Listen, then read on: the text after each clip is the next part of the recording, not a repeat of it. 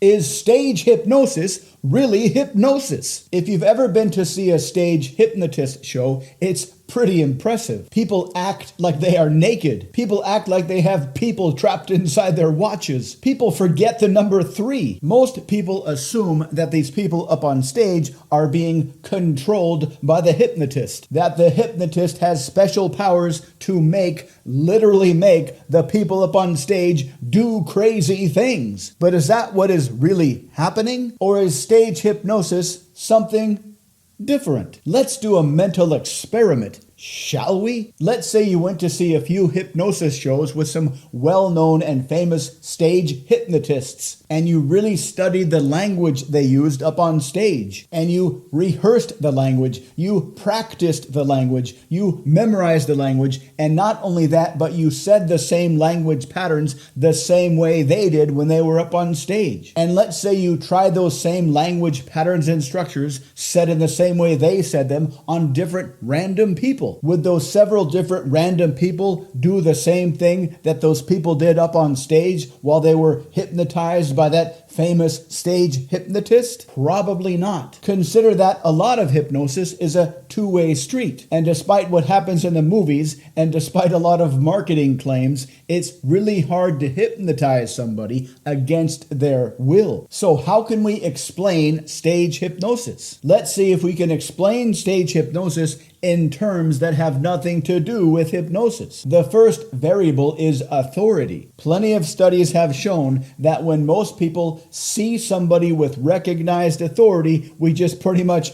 turn off our brains and follow whatever the authority says. So right off the bat, if the hypnotist is a recognized authority figure, if he's famous, if he's introduced on stage as an authority figure, that gives him a huge advantage. Second, consider how the hypnotist chooses people from the audience. He doesn't just choose random people. He asks the audience who wants to be hypnotized. And he might do a kind of a pre-hypnosis test on the crowd. And while he's doing that, he's checking everybody to find the few people in the audience that are most willing to go into a trance. So essentially, he's sorting the entire audience for the few people who are the most willing to go along with his stage hypnosis show. Next, we'll need to consider something called commitment and consistency. We are much more willing to continue to do things that we've already done. Democrats will always vote Democrat. Republicans will always vote Republican. We stick to the same brands and the same restaurants and even the same menu items. Now, what does this have to do with hypnosis? First, you make the decision to go and see a hypnosis show. You buy a ticket. You may tell some friends. You are in the audience. And then you raise your hand to say that you want to be hypnotized. And once you get picked out of the audience, you are very likely going to continue to behave congruently with the way you've behaved in the past. You believe in hypnosis, you've gone to a hypnosis show, and you've agreed to be hypnotized in front of a whole bunch of people. So it's very unlikely that you're going to go up on stage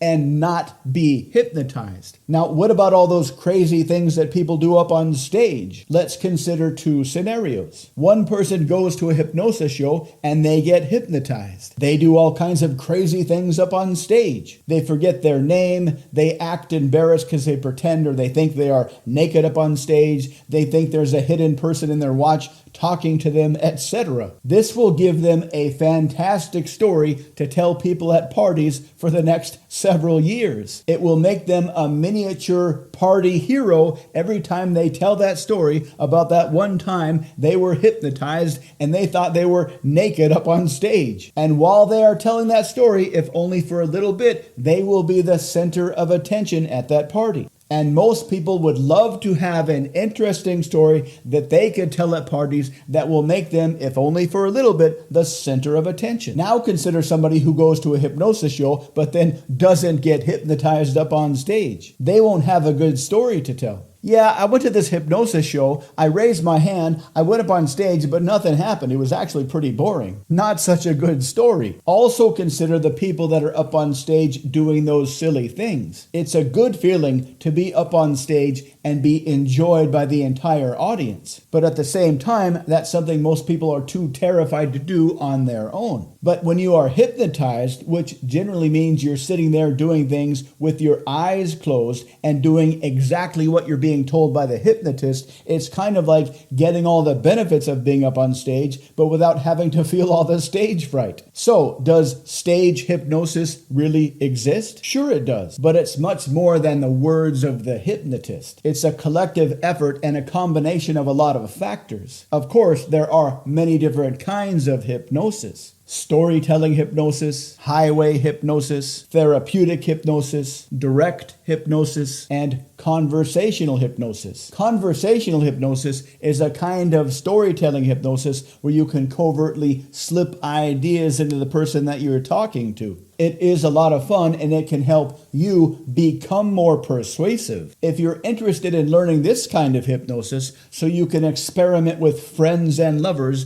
please visit mindpersuasion.com. And because we make videos almost every day, please subscribe to our channel so you can continue to learn more about advanced communication strategies, because it is our goal to make you more persuasive, more confident, and more intelligent. Please drop in a comment and let us know the kinds of videos you'd like to see in the future. Thank you for watching.